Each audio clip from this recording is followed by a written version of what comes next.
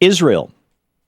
Israel, in my opinion, I think that we need to start talking about Israel as it is, not as we would like it to be. I remember Israel, when I started going to Israel in the 1970s, Israel was the reliable bastion of liberalism. And they still have a national health care system, and they still have, good unemployment insurance, and they still have, in fact, the settlers that Bibi is putting into the West Bank, they're getting 10, 20, 30,000, depends on whose numbers you're using. But they're getting a lot of money every year to subsidize the fact that they're settling on land that, according to the UN, Israel doesn't have the right to settle. So I'm frankly, given Bibi Netanyahu, now he's coming out and saying, "Oh yeah, two-state solution, sure, I'm down with that." So either he was lying to his frightened, racist, bigoted peeps day before yesterday on election day when he said, "No two-state solution as long as I'm prime minister." Either he was lying then, or he's lying now. But in either case, Bibi Netanyahu has revealed himself to be a liar. Not just a liar, a sleazy politician. I mean, you've got even Thomas Friedman, who's one of the most reliable supporters of Israel on earth, in today's New York Times, trashing Netanyahu and saying, it's a whole new world now. Israel is an apartheid state, just like South Africa was. And it's time to start referring to Israel as the apartheid state of Israel, in my opinion. And I am a big supporter of Israel. I would love to see Israel go back to their small d democratic roots.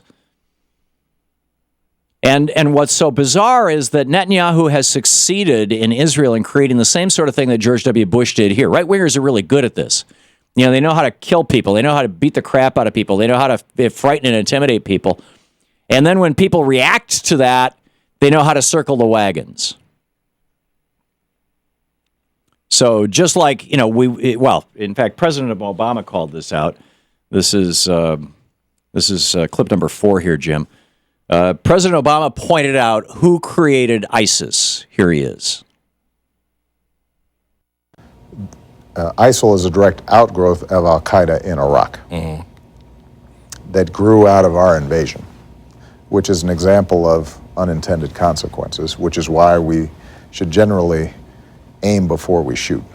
Right. That from Vice News. So Obama just came out and blamed ISIS on George W. Bush and Dick Cheney.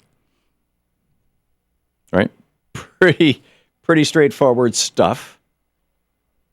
Similarly, Bibi Netanyahu can blame, what he does. What Netanyahu has done is basically he has created a lot of really, really angry, upset people, as Bush did in Iraq and Afghanistan. And then when those angry, upset people kick back at you, he's going, "Oh my God, we got to stomp on them even harder." I think it's.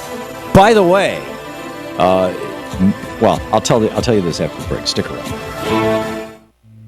This is the Thom Hartmann Program.